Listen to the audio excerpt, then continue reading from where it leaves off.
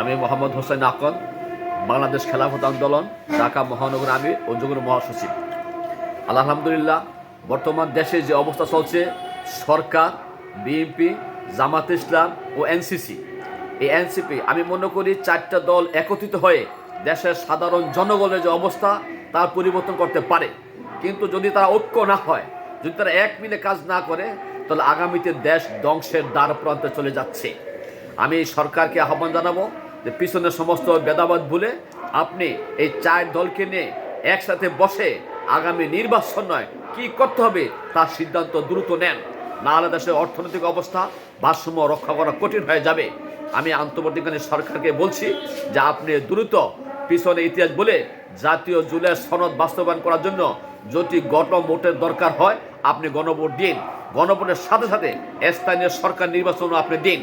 তাহলে গণভোট এবং স্থানীয় সরকার দুইটা হয়ে গেলে অনেক টাকা দেশের আয় হবে।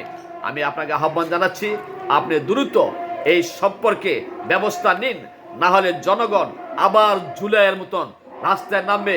ফেসিবাদ সরকারকে যেরকম তাড়ানো হয়েছে আপনি দেখবেন জনগণ তবু আবার আন্দোলন করবে।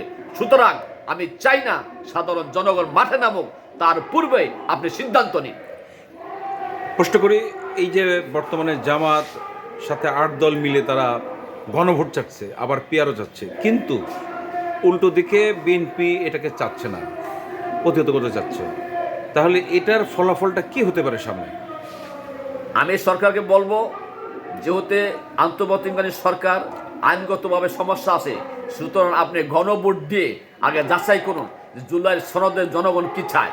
জুলাইয়ের সনদ হওয়ার পরে তারপর আপনি জাতীয় সংসদ নির্বাচন দিন। যদি বিএনপি নাও মানে আপনি বিএনপিকে বুঝে শুনে আনার ব্যবস্থা করুন, আগে গণভোট দিন, জনগণের মত নিন, তারপর আপনি জাতীয় নির্বাচন দিন। ধন্যবাদ, সুন্দর।